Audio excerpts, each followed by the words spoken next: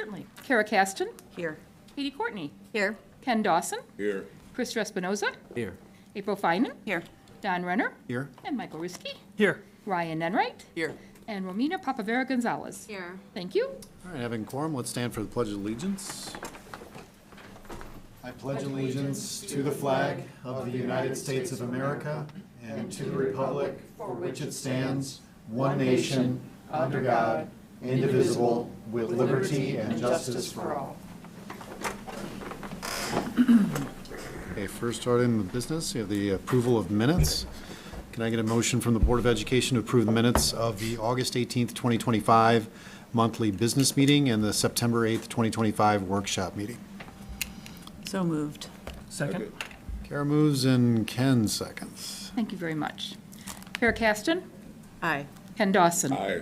Chris Espinoza, Aye. April Feynman, Aye. Michael Riskey, Aye. Katie Courtney, Aye. and Don Renner. Aye, motion carries. Thank you. Item 4, first reception of visitors. Julie, do we have any cards? No, sir. Okay. Then Hank, I'll turn it over to you for item number 5. Getting there.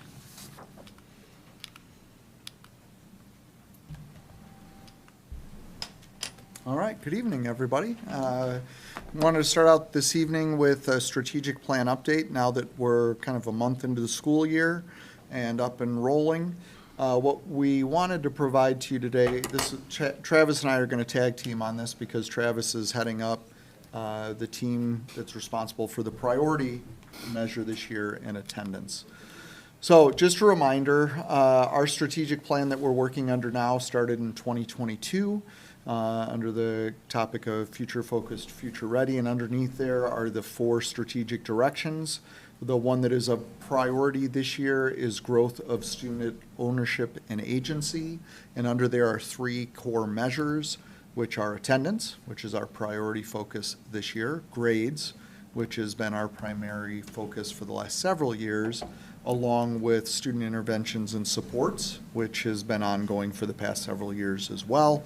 The board has dedicated a lot of resources to that over the last 10 years, and it was also the board's top priority heading into this school year. Just a reminder, we use pillars of feedback in District 99 to determine what those areas are that are most focused. We have 3 pillars, 3 legs of the stool. One is a survey that is we commonly call our spring survey. That's focused on programmatic and those different strategic directions within the strategic plan. So each spring we ask families, students, and staff questions about that.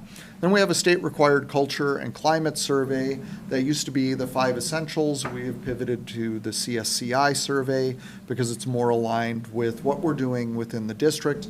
And then we also give at least an annual morale survey that looks at the 6 categories of morale. Ownership and input has been our big focus for the last few years. Together, we use that feedback to create a feedback loop to determine what it is that we're going to work on, to adjust it, to take actions, and then remeasure and see if we need to keep working in that area or not. So last spring, this is like an example of one of the data points that came to you. Really, ownership and input, we had a goal of reaching a 4 on that level of metric. We only were at a 3. So we are hoping in the spring round of surveys that based on all of the changes we've made to start the school year, based on everybody's feedback, we see that move this fall when we resurvey. One of the challenges we've realized over the last several years is we've used this feedback for the past 4 or 5 years to make changes as we go into each school year, but we have a lot of feedback loops in a lot of different areas that we focused on from year to year. With this year, we intend with this having a priority focus that we have a single feedback loop around accountability related to attendance, and that everybody can see that intended measure moving, where last year, or the last several years, we've been addressing the issues that we hear through that feedback, but because we're scattered to so many different areas, it's hard for everybody to see the movement in those areas. So we believe that this year's strategy will have a much stronger impact overall. So really, this is the concern, right? We have, in the past, lots of priorities, lots of options, little satisfaction in the work that we're doing. So this is kind of our mantra as we go into this year. Really, only one thing can be a priority. The others are options, right? But one thing, by its definition, is the priority. So this year, that priority is accountability related to attendance. Right? And last year, I know board members kind of came on as we were doing this work, so we have a few new board members not probably familiar with this work over the years. We used a lot of feedback last year, especially from our leadership team, surveys, those kinds of things, as I showed you. To gather this, we used AI and a variety of different tools to crunch that data. You can see that weighted comment score last year, what rose to the top in the board's strategic plan is regular attendance.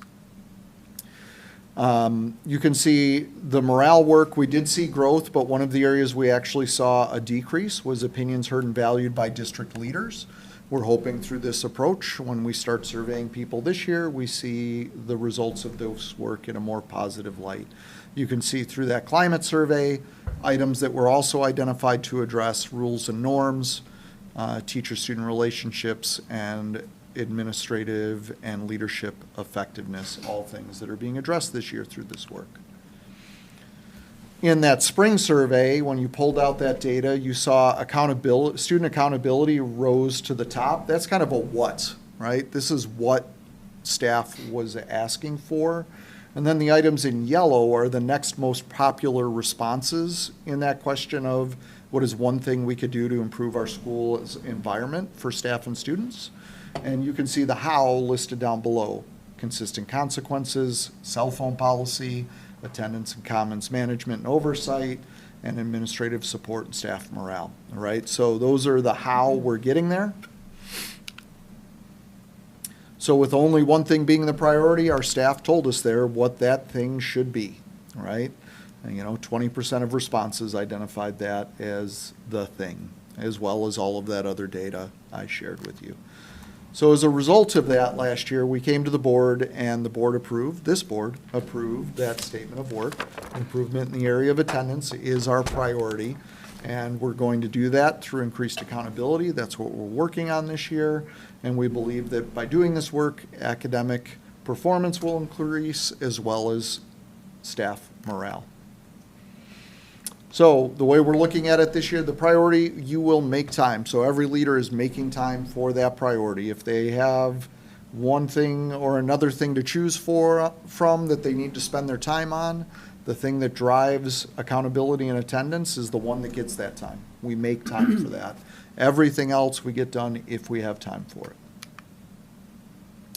So I'm going to turn it over to Travis. Travis is going to talk through the first kind of over the summer and then the first 4 weeks of the school year, what we've really been focused on with that attendance team that's really responsible for this work.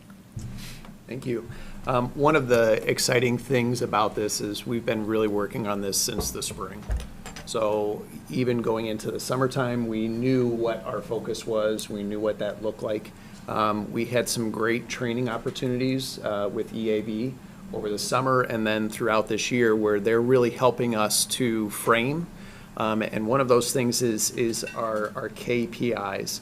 So when we look at, as you've seen our goal structure, we always have, this is what we want to attain with our student population. And then if they're not there, how do we provide that support, right? How do we go through that? So it's broken down into a student metric, percentage of students who regularly attend school.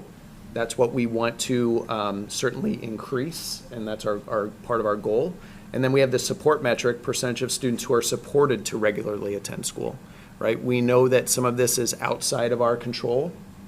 We're controlling the things that we can, and we've implemented a lot of different things. This list here, none of this should be new to you, but this just a reminder of, with our new Infinite Campus implementation, we have our students that are scanning into the building. A couple good things about that, we know who's in our building, which is a key for safety.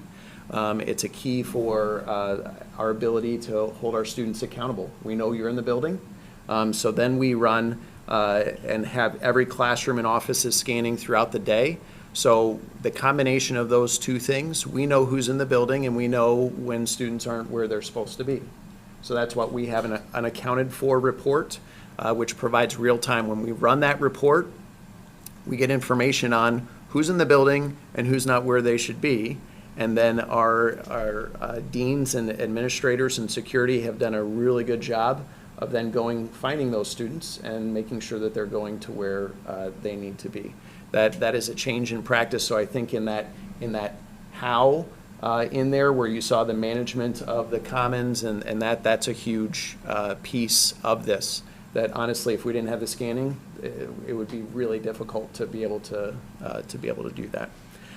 We're also doing weekly and monthly data reviews. I'm going to share some information surrounding that. And then today was our first day that we sent out a Monday, Thursday report that was emailed to the staff at North. Next Monday, we'll start that at South. And I'm going to show you what that looks like for those Monday, Thursday reports and talk a little bit more about that. So part of our work as well along this is an all hands on deck type of a goal. When you have a one primary type goal, it is everyone, how do we help? So what we did was we created a tier 1 and tier 2 strategies, 5 of each, for each staff member that we're saying, hey, we're expecting you to utilize these to improve attendance. So you can see across all of those different staffings, administrators, activity sponsors, custodial maintenance and grounds. I'm not going to read all of those, but you can see throughout all of those, we created 10 strategies for our staff to utilize. The tier 1 is what we expect them to utilize with every student that they come into interaction with. And then when they know that students are struggling with attendance, there are strategies that are given at that next tier, hence the tier 2. So that has proven to be beneficial, and again, it shows this is not just something that we're working on in isolation. This is everyone. It takes everyone to move the needle with this. So as you know, we also implemented the expectation of storing personal electronic devices, and we've heard from you guys, which has been great, of letting us know what you're seeing in the classroom related to that, and we're seeing the same thing where there's more focus. Even in the hallway after class, students are more connected, and so that has been a benefit of that as well. Again, that was in the how as well, the management of cell phones. So looking at this, I know it's a little bit small, but this gives an idea of the attendance. I talked about those primary KPIs with the student metric and the support metric, and then how we'll get there. We have 6 different data points that we are looking and that we are tracking. So you can see the arrows don't have the 24-25 data for our percentage of students who regularly attend school, nor do we have it for our average daily attendance or our chronic absenteeism rate. We'll get that in October, so we'll update that information at that time. We are running weekly reports for number 3, which is the number of times students arrive late to class each week of school. Number 4, the number of times students have 1 or more single period unexcused absences each week of school. So what that means is the student went to every other class except for 1 class, okay? It's a single cut. It's a single unexcused absence. So we're tracking that information. And then when we look at 6, I'll drop down to that, the number of contact logs that support regular attendance each week of school. So we're tracking that data and we're sharing that each week. Number 5 is a work in progress. That's the percentage of students involved in extracurricular activities who regularly attend school in season and out of season. We're going to run that 3 times on December 1st, March 23rd, and May 23rd. That's at the end pretty much of every season. The data in that is going to be a little bit tricky because we don't know who, in essence, maybe is in a winter sport when we run that December when we should, but we don't know who's in that spring sports for the first 2 reports, right? So it'll be kind of evolving as we go through and trying to figure out what that data says, but we are firm believers that students that are engaged both inside the classroom and outside of the classroom, are more likely to see the priority of being in regular attendance. Can I ask a quick question? You can. Can you just explain number 4? So these are the KPIs that you worked with EAB Yes. on, correct? So just like number 4, is that like you're skipping one class over and over, you're skipping any class once, and that's like a warning that, could you just explain that one a little more, Yes. why that's on there? Yep. So one of the things, again, that when we look at that unaccounted for report, we have received feedback and we've seen where students may choose not to go to a class. It could be over and over. It could be just once. It Okay. could be, I have an assignment coming up, I have a paper due, I have whatever that looks like. And so one of the things that I'm going to talk about here in a minute is the expectations that we have for our teachers in that Monday, Thursday report. If a student has a single period unexcused absence, they're making contact with the student and with the family, right? So that is something that we're trying to, again, build deeper relationships with and go through, but that is something that we see. An early warning sign Yes. of, Yep. okay. But some of it, and sometimes it is a recurring where, Okay. so then it's, okay, when you look at anything where there's a recurring thing, with that instance, what does that relationship look like, right? So that's why we want them to contact home, talk with the student, that would move through kind of our tiered system of supports as well. We know from our research with EAB that teacher relationship touch point for that is one of the most effective ways for a kid to come. Like, they got noticed that it happened, right? That's one of the biggest things is, like, we caught it, right? And we talked to the student and we helped them understand the impact of what the impact of not being there has, right? And we help the parents understand, like, what was missed was important, and, you know, that we're trying to support together as a team getting every student to class every day, right? So that early intervention is super important.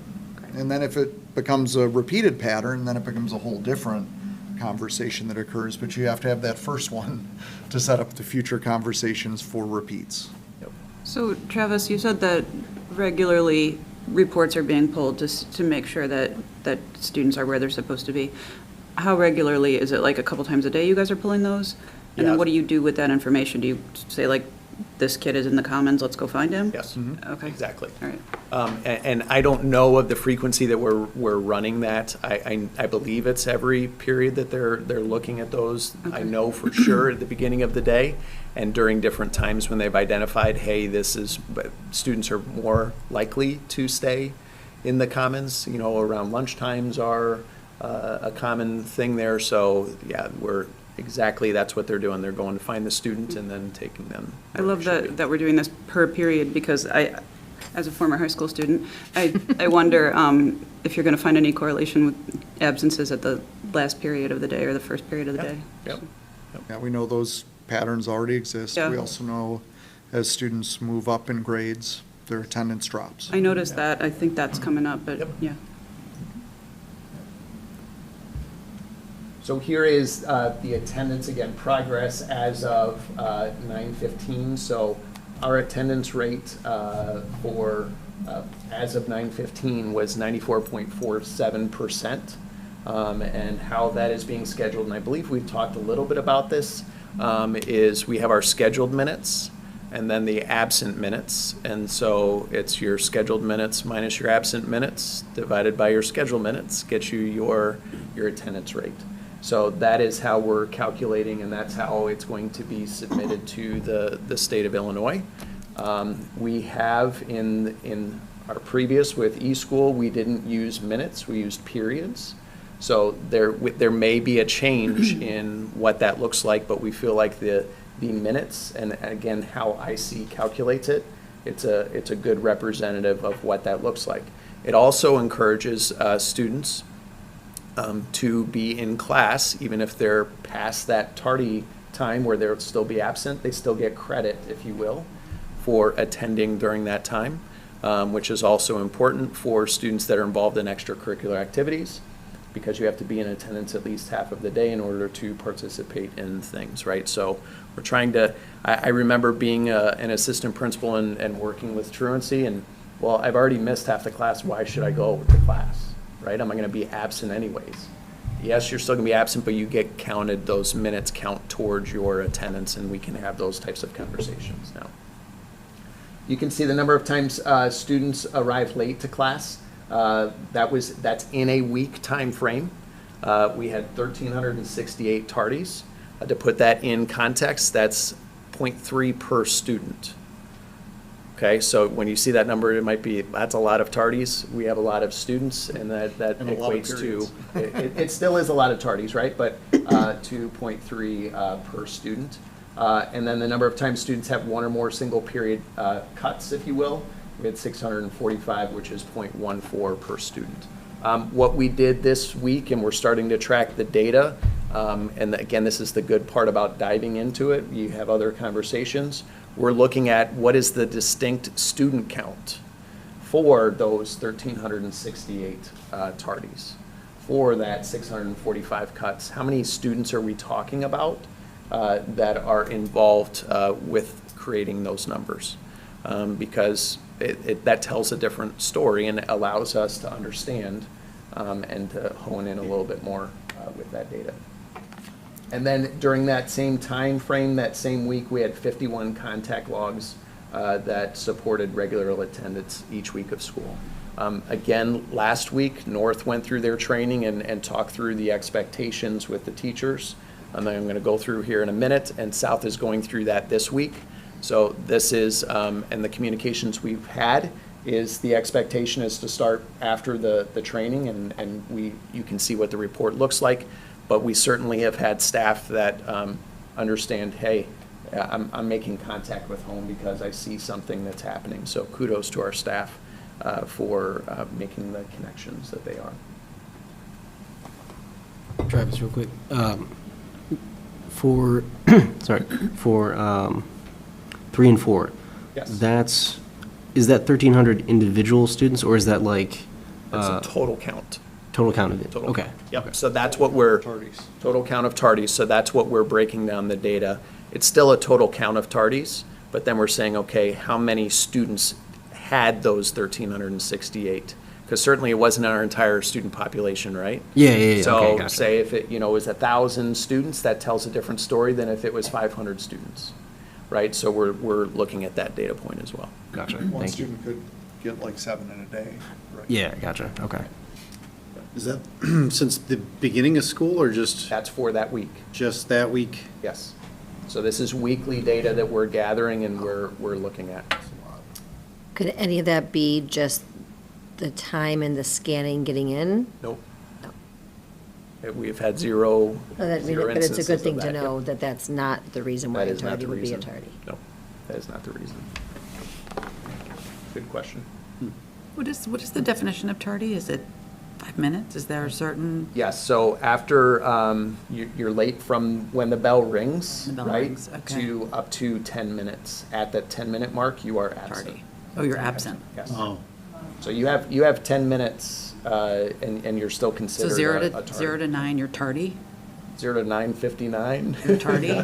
Right, really? Minutes on, you're In absent? 10 minutes. Yep. Okay.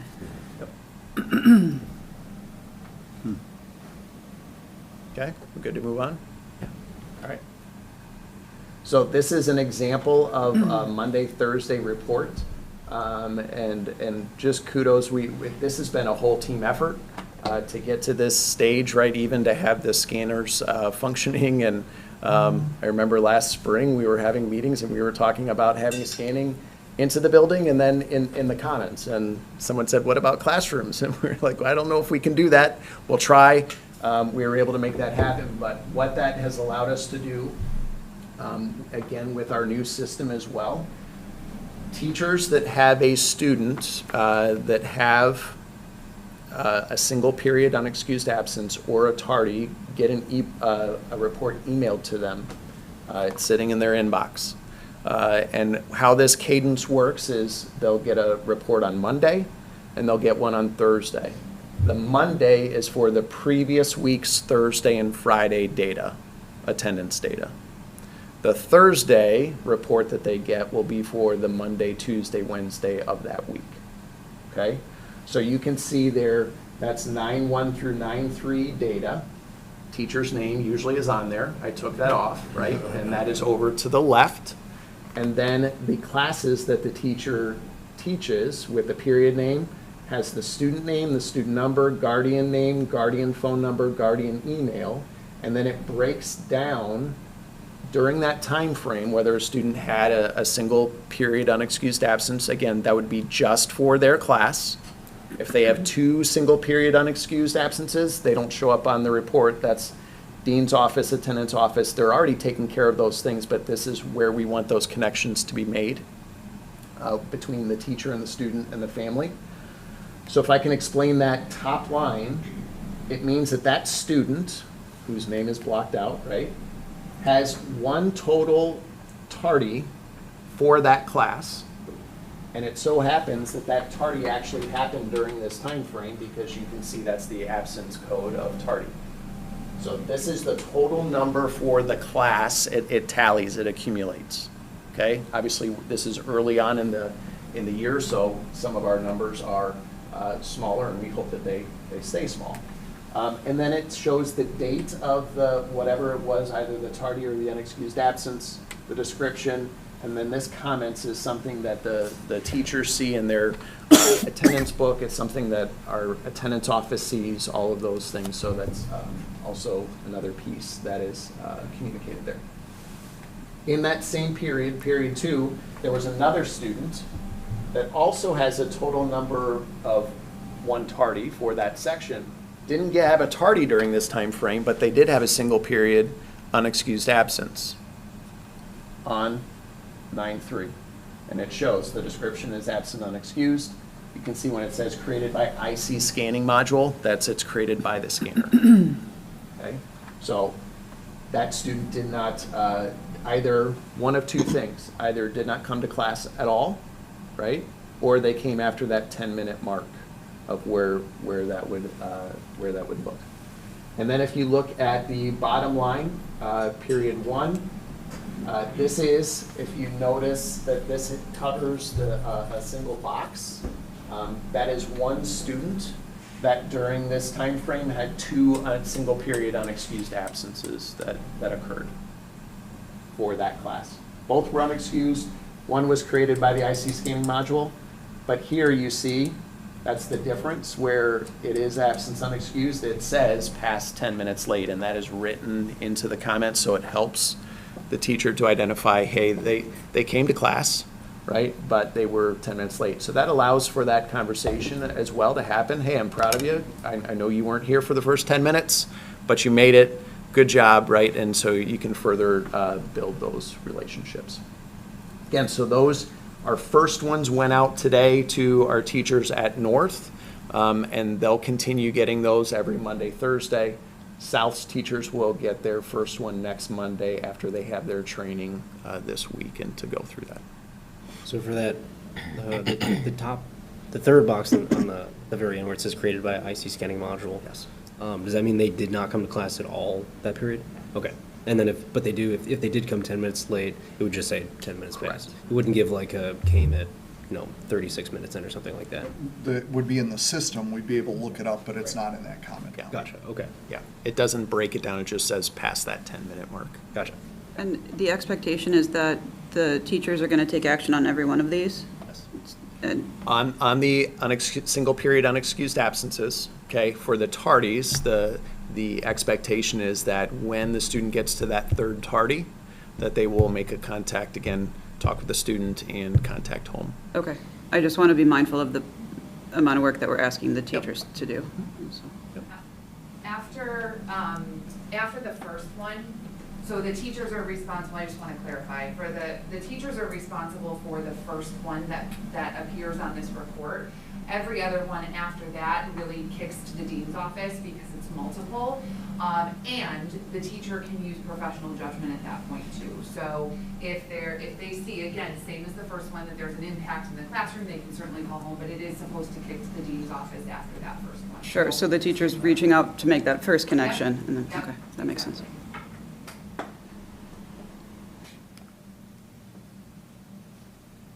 So this is another example of data that we're looking at, so weekly attendance. So this is for that same week that we just reviewed. You can see this top is just for that week. Okay, so have the total student count by grade level there, has the broken down the number of scheduled minutes, the number of absent minutes, and then the attendance rate that you can see that's broken down into that. As Hank alluded to, you can see our seniors don't have as good of an attendance rate as our juniors, or obviously our freshmen have the best in looking at that data point. Then we also gathered what are the unexcused minutes, right? So about 24% during that week of our absences were unexcused, which means about 76% were excused. So we're tracking that as well, because when we look at our attendance, what is that overall? Regardless of whether they're excused or unexcused, it still impacts the classroom, it still impacts our attendance rate. So we're tracking that as well to see, what's that really mean and what does it look like? So then through 19 days, where we were at, that's the 94.47% that I mentioned, and about 28, almost 29% of those are unexcused. Have the report card data down below as an easy reference. We were at 92.5% as a district last year. We'll see what that 25 data comes in. As soon as we have that, we'll add that to the data sheet there at the bottom, so we can look at that number. So that is, I don't know if you want to talk about how you're using that information to. Sure. I mean, we're sharing that every week. The principals are also looking at it with their teams by building each week. Remember that the overall metric is chronic absenteeism, right? So it looks at the number of students that miss 10% or more of the school year for pretty much any purpose, right? Excused, unexcused, doesn't matter, right? So this is the data that is leading indicators to that larger overall metric that the board is measured on, that also shows up on our school, or is measuring us on, that also shows up on the school report card, right? So this is how it all kind of feathers together into what you'll see. So when you see the Illinois report card data, this is pretty close, kind of equivalent to what that is, right? So right now, I mean, if we were to end the year here, we would be back to kind of pre-pandemic levels. That would be great. I would love to see at least our chronic absenteeism return to maybe some of those pre-pandemic levels. That would be great. But we'll see how it progresses through the year, and at what point do triggers start kicking in here with more follow-up, more type of social probation interventions, those kinds of things to encourage changes in students' behaviors. But we'll start, our next first phase here is really that teacher and school follow-up as we're heading kind of into that first month of the school year now and starting to see some definitive patterns that we need to follow up on. So the final thing, and this is not the final thing we're working on, right, but this is what we're working on right now, is as we are creating a monthly report for our department chairs by teacher with a sum of contacts for each of these types of things that are that they can note in our student information system.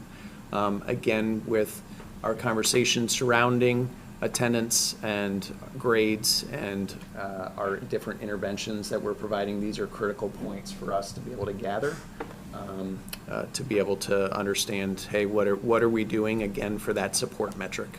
How are we reaching students? And the nice thing is if we have students identified, we can look at that contact log and see how many times we have made contact about attendance, about grades, inviting them in, or having that additional intervention and support that we are providing to them. So we're getting really close on this one. This connects to the overarching goal with the board around our metrics, right? It's that we want, obviously, the lowest level of chronic absenteeism possible. But we have that secondary support measure. So you want the level of chronic absenteeism the lowest as possible, but you want for every student that was chronically absent, we show that we have these levels of support for them in some way, that they didn't fall through the cracks and go unnoticed, right? So there's this higher level of accountability in this district than most districts do, right? Most districts just say, work really hard to get that chronic absenteeism as low as possible. We have that secondary support level in this district of, for every kid that is chronically absent, we expect that there was some kind of support offered. And That's how we track it. you'll be able to see that teacher contact in probably Infinite, like in the This is all recorded in program. the- yep. And then we'll be able to see those results of how many contact, how many touch points. And again, that's what we're tracking that weekly to see how many contacts. I will say, I think we sent out the report, it was around 9-ish this morning, and just in a short amount of time, you can saw, I think there were 30 in that week or something along those lines. There were like 10 by the time I got back to my office, right? So that's one of the things. Everyone has taken this on as, hey, we understand the importance, and we're going to do our part, right? Which is exciting to see, and I'm excited to see what the outcome is going to look like. Ultimately, right? Kids are in classrooms and they're learning. That's why we want them there. That's why we're here. Oh, any other questions? I know we took them as we went along. Thanks, Travis. Yep, you're welcome. All right, there's your first month update. All right, a few other quick updates and returning items. Administrator and teacher salary benefits report. We're required by law to post this and inform the board that we have done so. We have done so.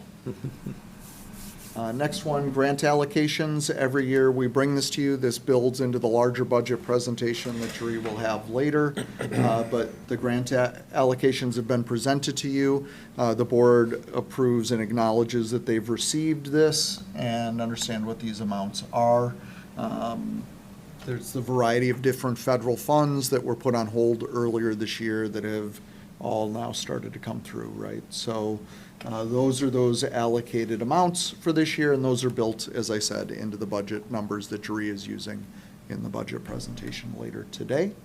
Any questions on that one? All right, and then we've got a slew of them here from Travis to bring back to you as some quick updates. So the first one, this was a board request that we update progress on scoreboard advertising. So here is your first report on this one. Yeah, and just as a reminder, again, I know not everyone was here when we entered into the agreement with Scoreboard Media, but last February, after we tried to do this on our own, and we did not do a very good job, because that's not what the business that we're in, but we gave it our best shot. We entered into this agreement, and so what Scoreboard Media does for us, right, they solicit advertising. They have a network. They follow up on potential advertising leads that we hear about. I share that. And so do our buildings. They manage the creation and scheduling, so they basically take care of all of that, the scheduling of it, the putting up of the ads, and then anytime we have anything that we want to go up on the board at the district level to go on all 4 boards, they manage that as well. We can send them a picture, we can send them stuff, and they create that and put that on our boards.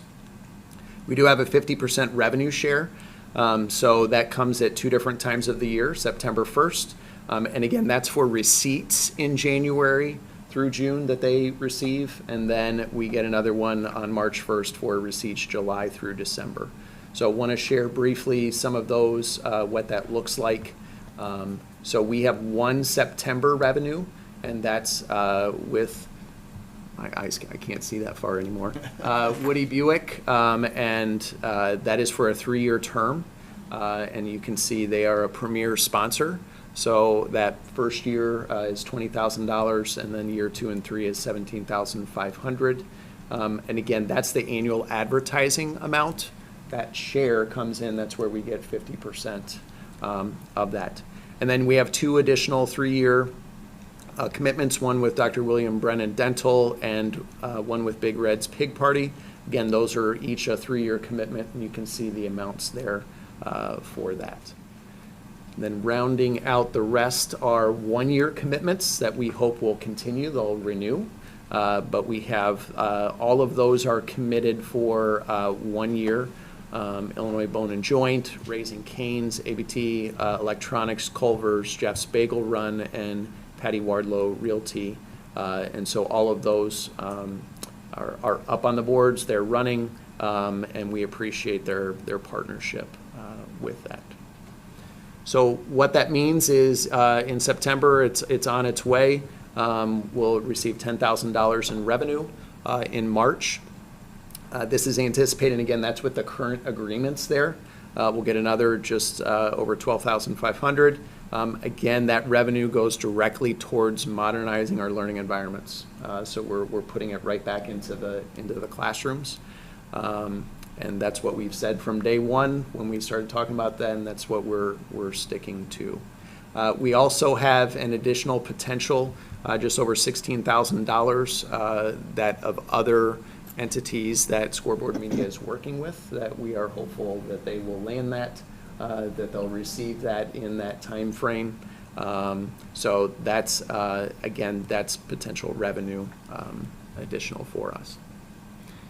So that's a brief run through. They've been a great partner and very easy to work with, and have done a good job of getting that going. Questions on advertising? All right, Travis's next item, electricity and natural gas update. We've been talking about this for the last several months. Just appreciate, again, this is something that we talked about earlier this school year. Great news is that we have, for our natural gas, we ended up going on the same length of contract for both of them at a 4-year. And with our natural gas, concerning what we are currently paying right now, we'll have just over $47,000 of savings over that 4 years. And with our electricity, just $256,500, right? So that's a substantial amount of money in looking at that. So we were able to hit when the market was right for that. But I also will say that is, all of those figures are with consistent annual consumption. So we are hopeful that our electrical goes down as we are doing more LED and energy conservation. Same thing with our natural gas. We're hoping that that also goes down. Again, remember that's on, especially on our electricity, that's on our supply portion only. It does not indicate or factor in delivery costs, because ComEd can, those numbers are unknown at this point. So are you saying then we've locked in at sort of a level to how you came up with your numbers, but if we Yes. use less, we don't get dinged or charged for? Correct. Okay. Correct. It's just, that is those, the annual savings and total savings is assuming that we use the same energy that we Okay. have been using. Okay. We still pay, just over 5 cents per kilowatt hour on our electricity, regardless of how much we use. We're still encouraged to be Yes. more efficient. Got You it. bet. Okay. You bet. Especially on the delivery side. Yep. Yeah. Yep. Question? We could dim the lights if you want. We could. We have been known, if you come into our Into our district meetings office at our during office, the day, there's a lot of dimming going on. We're trying to do our best. All right, any other questions on gas and electricity? Thank you, Travis, for your work on that. Thanks, Travis. Thank you. Fieldhouse flooring, this is an action item this evening, and returning from prior meetings. So I have great news. I'll start off. The mercury levels in the floors came back at an acceptable level. So Great. that's good. We were hopeful that we would hear that and that we would be able to share that news here. So these were some of the questions that came up and that were unanswered from our last time. Just talked about the existing floors. With the warranties, Mondo does have a limited 10-year warranty for manufacturing defects or excessive wear in those areas that it shouldn't be. And then Kiefer has a 1-year installation warranty. So that's what the warranty information looks like. You've seen this. There's no change in that. Again, that's not a final rendering, but that's again to show the layout of the courts at North. And then that number, the proposal is not 782. It is 678,280. So you can take off the alternate 4. Even though it's in the agreement, the proposal, it doesn't mean that we have to do that, which we're not going to, unless something were to drastically change. But I did share the report for the testing with Kiefer this morning and got back that everything looks to be good. They do want to do the alternating line colors as we talked about last meeting as well. So if we look at South's, that does look a little different than what you saw in the previous. They gave 2 different options, and South said we prefer the look of option 2, which that's what I'm showing here again, but that's not finalized in what that will look like. And if you go to the amount, it is not that amount, it is $666,800. They also are asking to do the alternating lane line colors as well.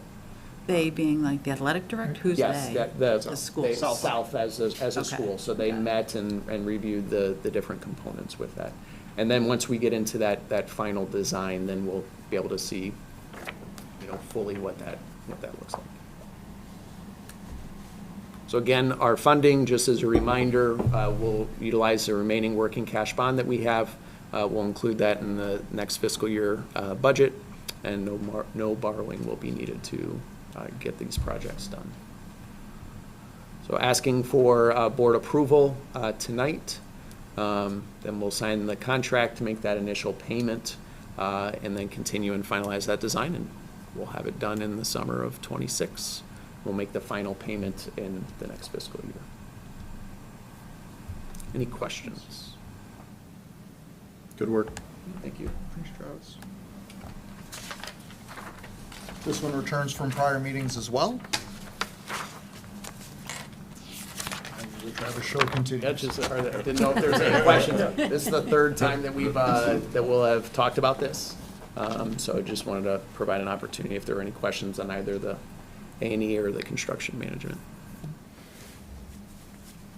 Any questions coming back from the last time we discussed it? This is up for action, final approval tonight. So I know we've talked about it many times leading up to this evening. All right. Life safety financing. Now we turn our attention to Jareet. And we're going to need a little straw poll here from the board as to your preference in this next matter. So I'll turn it over to Jareet to talk through it. Okay, well, the purpose of these bonds is for the life safety projects that we've been talking about.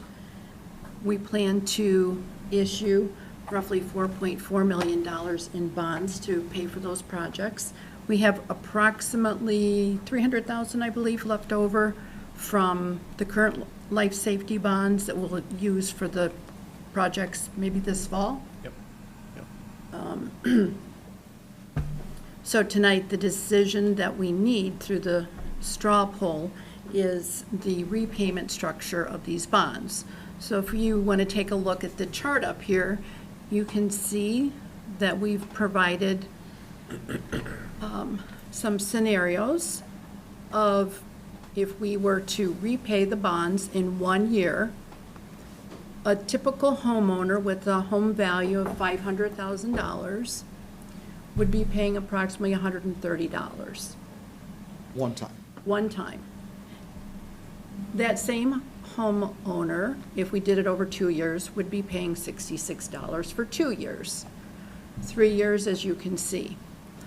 There's not much difference in the repayment schedule, other than it's a much larger repayment for the homeowner if we did it in 1 year versus 5 years. So we can structure this bond repayment over 1, 2, 3, 4, or 5 years. The impact, at the bottom chart, you can see the impact for the levy. If we do it in 1 year, where the total repayment is roughly 4.6, almost 4.7, versus if we took 5 years to repay it, it's roughly 4.9 million. So the trade-off is the shorter repayment is the higher single-year tax burden for the homeowner. The longer repayment is the lower yearly impact for that homeowner. Slightly higher cost because of interest. Any questions on interpreting the charts?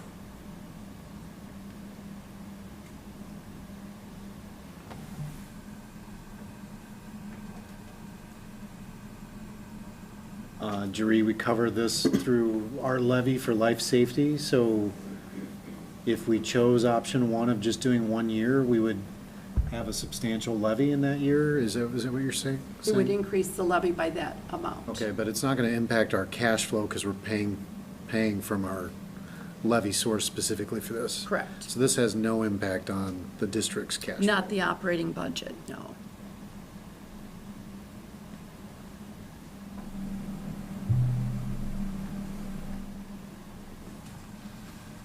So is it simplified to say scenario one is more short-term, if we do it in 1 year, impact on the community? Two would be higher costs to the district. Is that accurate to say that? Like we'd be paying more because, does that make sense what I just said? Or just the total repayment, if you go out 5 years, it's going to cost a little bit more because of interest.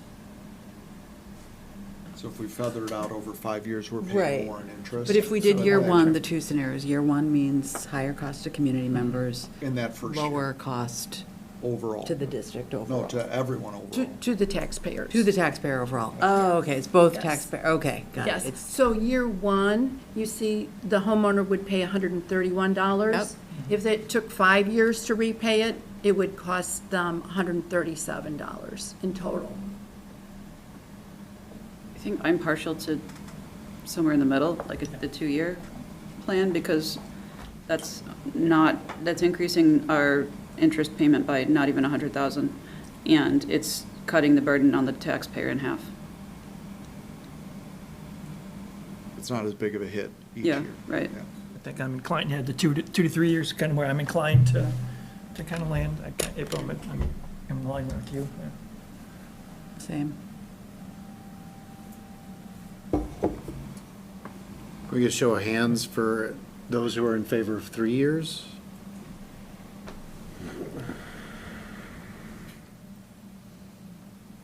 One, two, three. I can Those get who are two. in favor of 2-year schedule? 1, 2, 3, 4. Okay. Is that your straw poll? Is that what you're Is looking it- for? no. Well, do I have consensus that if we go with 2, is everybody comfortable going with 2? Is there anybody that would like to advocate for something outside of that, now that we've kind of reached this point?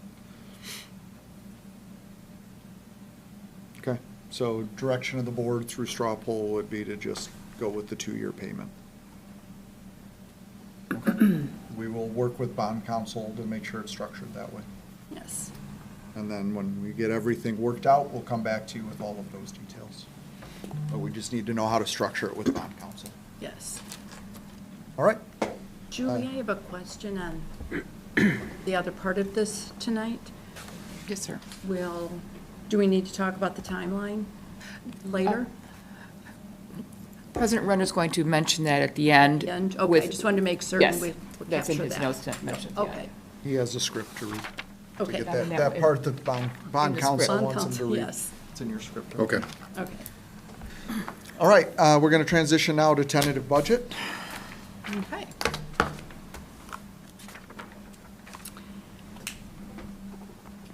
So tonight, we're presenting our final operating budget, slightly changed from the budget we looked at back at the end of July, because we have some more information. For example, we received information about property replacement taxes, and then we received our grant allocation so that we knew exactly what we plan to receive this year. So our budget is, oh, we're looking at revenues. Okay. You want to start somewhere else? I No, can that's flip- okay. I'll just say we're roughly balanced with the budget at about $122 million. So for revenue highlights, just as we did last time, nothing has changed there. Our property taxes are expected to go up slightly over 4%. Our replacement taxes are showing we're about $400,000 more than we were back in July. That $400,000 is being dedicated to purchase minibuses as soon as we're ready to make that purchase. The local revenues, $550,000 of that is related to the, if I want to call it the TIF from the Village of Downers Grove. That TIF has been extended. However, the Village of Downers Grove will be paying the school districts, both 58 and 99, their share of taxes that we would have received if we had not agreed to extend the TIF. So that's an estimated amount from the village. They don't have an actual calculation yet, but that's the estimated amount that they provided to us. And then for state and federal funding, we're just a little bit lower due to various grant allocations and categorical payments anticipated from the state. We do anticipate those will be reduced. Those are the key highlights on the revenues. Does anybody have Which any? line is the TIF item in? Which line? Other local revenues. Other local revenues. And that's all of what that number is, that you just explained? No, of the 4.1 million in other local, 550,000 of it is the TIF money. Got it. So that's an increase that we've not had in the past. Why do you anticipate food service revenue to be slightly down? Oh, it's just an estimate. Okay. Yeah. That's all, yeah. It's a conservative estimate. Okay. All right. All right, the highlights on the expenditures. The salaries and benefits have not changed anything. Those were set well before with the collective bargaining agreements for the most part. On purchase services, we see there's a $990,000 increase over last year. That's just really driven mainly by transportation cost and insurance premium costs. Some of our commercial insurance policies took a pretty big hike this year.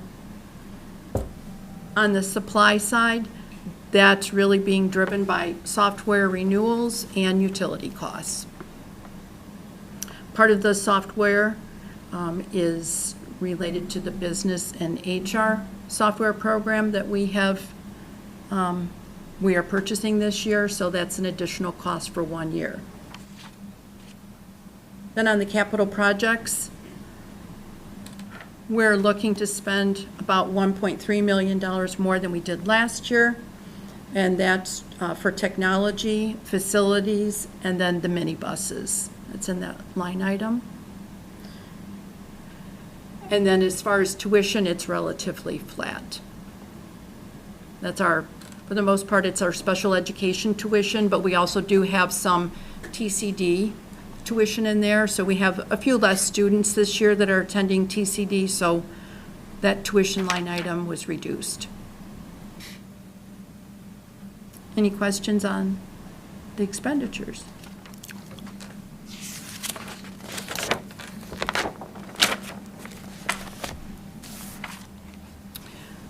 So on this slide, we're just looking at what the estimated ending fund balance would be for the operating funds as of June 30th, 2026. And you'll see there's it's a short-term drawdown that's planned with rebuilding expected in future years for the fund balance. We're still well above our 3% board policy minimum to have. But over the next 2 years, we expect that to go right back up to the $9 million fund balance. So overall, this is pretty much a balanced budget. that we've been able to achieve despite some of our expenditure pressures that we planned on, relatively with the, I should say mainly with the salaries. We have some strategic investments in technology, facilities, and in the minibuses in this budget. And, yeah, that's it. Oh, we did increase the transfer line item up to $702,000 because we did enter into our lease agreement for the Chromebooks for this year. We did that in August, where we didn't have that in July. So that was added into our projections here. Questions on operating funds?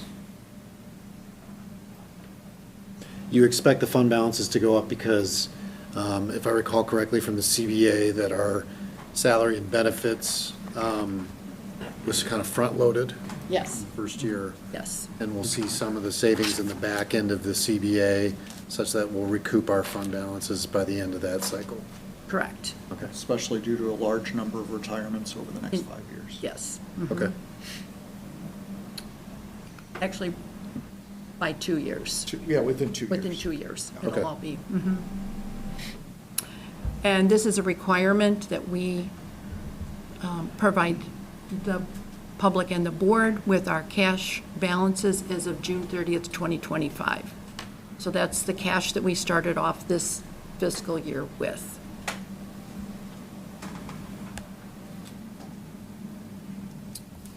All right, any questions for Jeree on budget?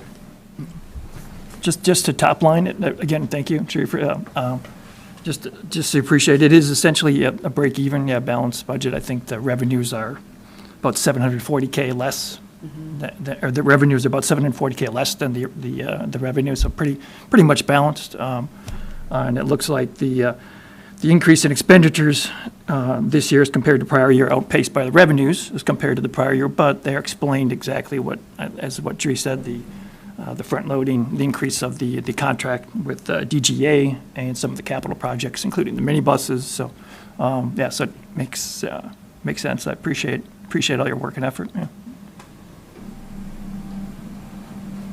All right, so there's a public hearing on this evening, as well as a request for approval. Freedom of information requests, we have received them, we filled them, and they are posted on our website publicly. It's on to you, Don. Okay, I'm going to open up the public hearing on the budget. So the school district will adhere to policy 4.10 or 4.10, and its public participation policy 2.230. Members of the public will be permitted to speak for 3 minutes unless they request to speak longer. Members of the public must conduct themselves with respect and civility. There's no opportunity for cross-examination, and while members of the public cannot be prohibited to ask questions, neither the board or administration are under any obligation to answer questions from the public, especially if the questions are not respectful and asked in good faith. Julie, do we have anyone who would like to speak on the proposed budget? They did not need to fill in a slip for Okay. that. They're just offered that Anybody opportunity. that wishes to address the board about the budget specifically? Okay, hearing none, then I would entertain a motion to close the public hearing on the budget. So moved. Second. Kara moves, Chris seconds. Thank you very much. Kara Caston, Aye. Christopher Espinoza, Aye. April Finan, Aye. Michael Riskey, Aye. Katie Courtney, Aye. Ken Dawson, Aye. and Don Renner. Aye. Thank you. Motion carries. Public hearing is closed. Item 7, the consent agenda. Before the board votes on the consent agenda, is there any agenda item a board member would like to pull out of the consent agenda for further discussion? All right, hearing none. Can I get a motion from the Board of Education to approve the consent agenda as presented, which includes A, personnel report, appointment certified, transfer of position classified, appointment classified. B, personnel report, retirement certified, retirement classified, resignation classified. C, August treasurer's report and financial pages. D, resolution authorizing reduction in working hours of educational support personnel. E, memorandum of understanding with Benedictine University. F, student trip. G, acceptance of donation EMS Fly High Foundation. H, acceptance of donation John McNamara. And I, acceptance of donation Garrett Leahy. So moved. Second. Chris moves, Ken seconds. Thank you. Christopher Espinoza. Aye. Ken Dawson. Aye. April Finan. Aye. Michael Riskey. Aye. Kara Caston. Aye. Katie Courtney. Aye. And Don Renner. Aye, motion carries, and again, thank you for the donations from the various groups and individuals. Okay, moving to item 8, recommendations for actions. Can I get a motion from the Board of Education to approve the final budget for the 2025-26 fiscal year as presented in the exhibits and the official ISBE budget form and authorize its submission to the Illinois State Board of Education? So moved. Second. Mike moves, Chris seconds. Thank you. Michael Riskey. Aye. Christopher Espinoza. Aye. April Finan. Aye. Kara Caston. Aye. Katie Courtney. Aye. Ken Dawson. Aye. And Don Renner. Aye, motion carries. Item B, can I get a motion from the Board of Education to approve the 2025-26 grant allocations as presented? So moved. Second. Katie moves, April seconds. Thank you. Katie Courtney. Aye. April Finan. Aye. Michael Riskey. Aye. Kara Caston. Aye. Ken Dawson. Aye. Christopher Espinoza. Aye. And Don Renner. Aye, motion carries. Item C, can I get a motion from the Board of Education to approve the proposal from White and Company for architectural and engineering services for life safety improvements as presented and authorizes the administration to sign and execute all necessary documents related to this proposal? So moved. Second. Kara moves, Mike seconds. Thank you. Kara Caston. Aye. Michael Riskey. Aye. Katie Courtney. Aye. Ken Dawson. Aye. Christopher Espinoza. Aye. April Finan. Aye. And Don Renner.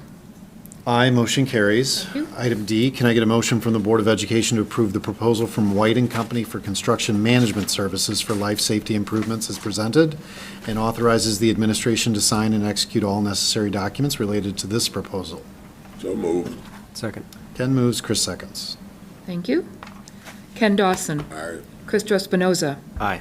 April Finan. Aye. Michael Riskey. Aye. Kara Caston. Aye. Katie Courtney. Aye. And Don Renner. Aye, motion carries. And then finally, item E, can I get a motion from the Board of Education to approve the proposal from Kiefer USA as presented and authorizes the administration to sign and execute all necessary documents related to this proposal? So moved. Second. Ken and Chris. Oh, I'm sorry, Ken moved, Chris seconds. Thank you. Just wanted to confirm. Apologize. No problem. Ken Dawson. Aye. Christopher Espinoza. Aye. April Finan. Aye. Michael Riskey. Aye. Kara Caston. Aye. Katie Courtney. Aye. And Don Renner. Aye, motion carries. Hank, any old business, item 9? No old business. Okay, and then on to new business, item 10. We have many policies up for review under new business. Many of them are just recommendations under press that are clerical changes and minor cleanup. There's a few that we review on a regular basis as a result of administrative review. And then we have two kind of major areas that are being addressed in this. One is some new or significant changes related to agency and police interviews that are related to new laws being passed or revised at the state or federal level. And then we have many policies that are being updated that are related to uniform grievance procedures and/or Title IX in combination. The policy committee spent a lot of time reviewing those specific policies that are in there.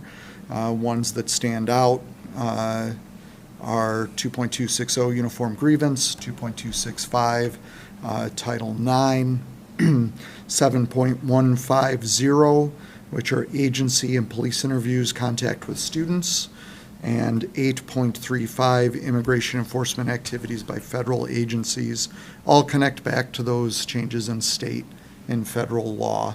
I would encourage, as always, board members to review through those, but those four definitely are ones that if you might want to spend a little more time digging into and reach out to Chris, Don, or myself if you have questions, suggestions, or changes in those. These will all return next month for review and approval. That being said, are there any questions I can address regarding any of those at this time? Can you say again the four that you want us to? Sure. 2.260, which is uniform grievance. And I'll follow up a separate email to the board as well. 2.265, Title IX grievance.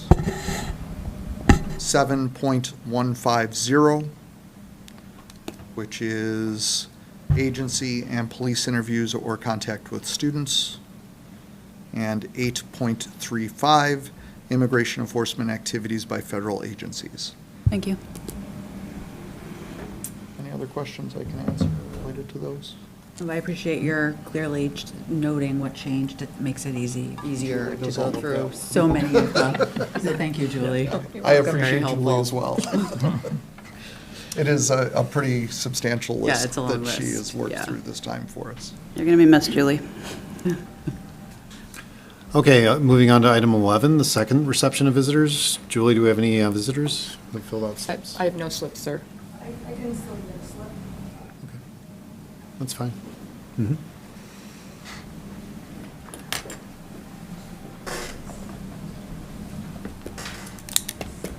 Thank you.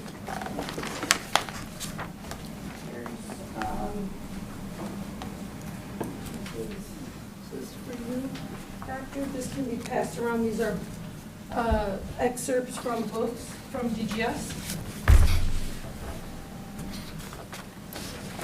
All right, please state your name, and then you'll have 3 minutes to address the board. Absolutely. Hi, I'm Bobby Zato. My student goes to DGS. I want to address these 3 topics as respectfully as possible. So the first topic is there was a staff member arrested last year for alleged rape to the student. My concern is, are there other teachers out there? Dr. Thiel, has the board and Principal Lip gone through, like, how did this happen? Is there anything else that we can address looking at that? I would like feedback on that, knowing that maybe that cannot be shared at this time.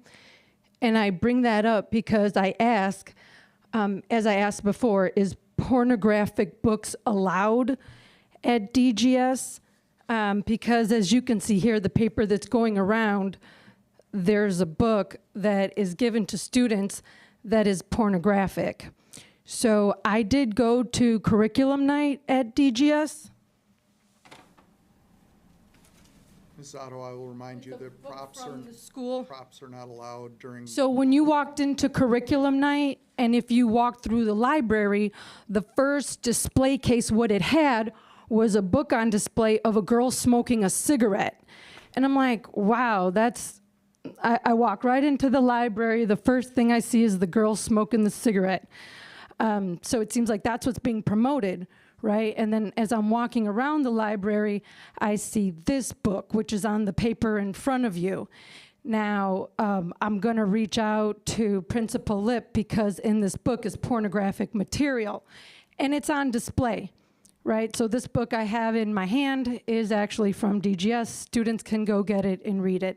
You know, a book like this was not on display, but a book like this. So what message is DGS trying to convey to the students?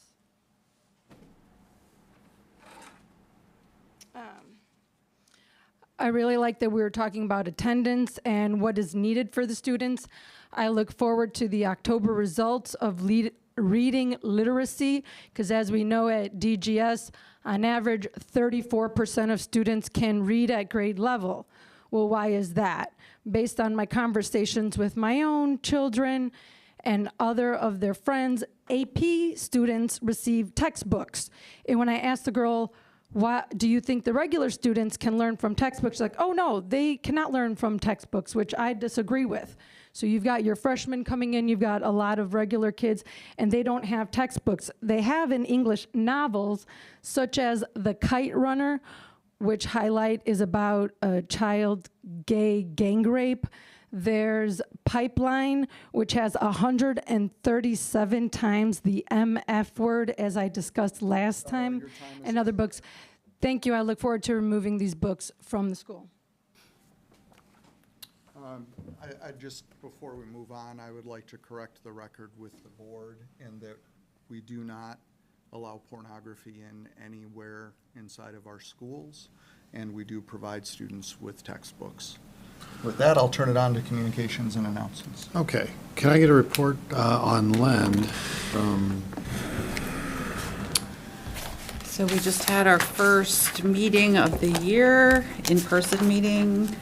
The highlight of that meeting was several state representatives and senators come to the meeting, and we talked about the priorities for the year, some of the committees that are being led on a variety of topics. Some of the legislation we're kind of keeping an eye on, and yeah, overall, a meaty meeting, a lot to discuss, just kind of kicking the year off right. I'll let you Some add of the more same to budget that. items like mandated categoricals, and it was a good amount of time to meet with our local legislators as well. Yeah. So more to come on the work of the committees. where do we stand on that legislation about school districts serving as polling locations? We talked That was about it, one of it's a them. priority for Lend this year. Okay, so that, it's still being kicked around down in Springfield? Okay. Well, I don't know if down in Springfield, but it's being kicked around at DuPage. We'll try to get it to Springfield. Okay. Yeah, implementing the new dual credit law that Hank was heavily involved in, so, yeah, good meeting. It was a busy meeting, yeah. All right, Chris, can we get a report from you on SASSA? Nothing new to report. We have another meeting in January, I think. A lot of our day-to-day work with SASSET is around staffing at the start of the year. As we've seen in many special education settings, staffing, especially paraprofessionals, and some teachers has been really challenging, so the cooperative's been working on that a lot to start the year. And then our ongoing facility work, you know, trying to figure out the long-term direction for facilities in SASSET, which I'm assuming will come to the board of recommendation in January. So, a lot of work going on over there. Okay. Katie and/or April, can we get a report from you on the D99 Education Foundation? Yes, so we had a meeting last week and talked a lot about just public outreach.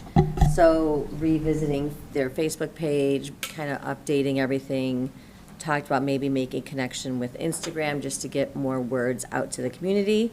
They were happy looking at their numbers that they have raised funds of over $1 million during their time with 99 services, so that's been wonderful. They're also very excited with the alumni contact list that was going to be provided by Hank and the school. They're working on a really nice brochure that's going to get mailed out to a group of both alumni, community members, and businesses that have provided funds to the Education Foundation. That is their main focus right now, and getting that out.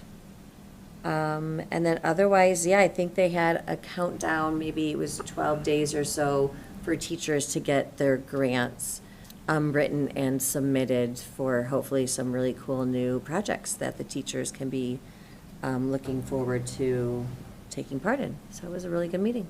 And we've already started to receive some of those proposals, Awesome. so that's great, yeah. Thank you. And Ken, can we get a report from IASB? Well, we have the DuPage Division meeting at the Carlisle coming up in October 29th, and hopefully we will all be able to attend. Happy to announce that we were one of 42 school boards which earned the designation for our school board governance. So that's out of 800 and, what'd you say, Hank? 848 high school boards in the state of Illinois. We're in the top 42, which is just fantastic. It's about effective governance behaviors as well as our commitment to effectively leading the district. And I think we exemplify that both in these meetings and the dedication of the board and everyone every day. It starts in the schools, goes through us. I personally want to thank Don for his leadership on this board. Without his leadership, none of this would be possible. And I would like to personally thank Hank, because your leadership has been tremendous, and between the two of you, we have truly earned this award.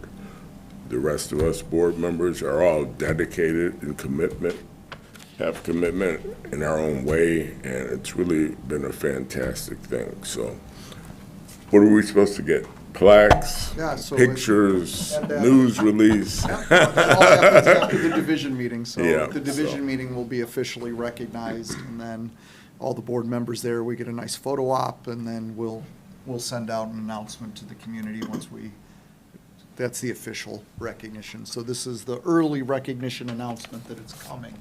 So, and I'd like to offer my congratulations to the board, for this recognition from your own professional organization for effective school governance.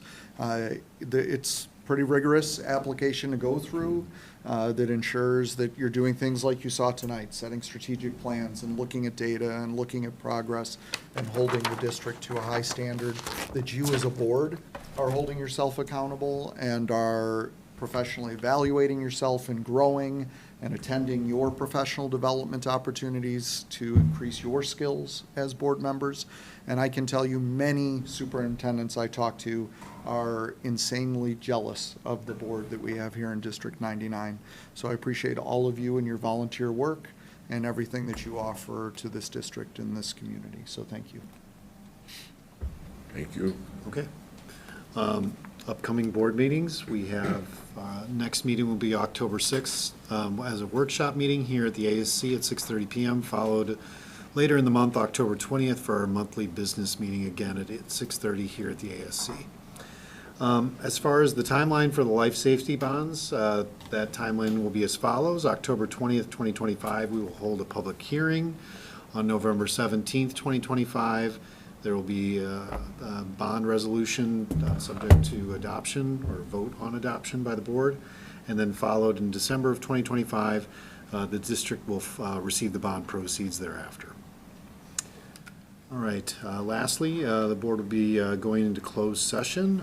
Can I get a motion from the Board of Education to go into closed session for A, collective negotiating matters between the district and its employees or their representatives, or deliberations concerning salary schedules for one or more classes of employees, and B, for the appointment, employment, compensation, discipline, performance, or dismissal of specific employees, specific individuals who serve as independent contractors in a park, recreational, or educational setting, or specific volunteers of the district or legal counsel for the district, including hearing testimony on a complaint lodged against an employee, a specific individual who serves as an independent contractor in a park, recreational, or educational setting, or a volunteer of the district, or against legal counsel for the district to determine its validity. So moved. Second. Ken moves and Katie seconds. Thank you. Ken Dawson. Aye. Katie Courtney. Aye. Chris Espinoza. Aye. April Finan. Aye. Michael Riskey.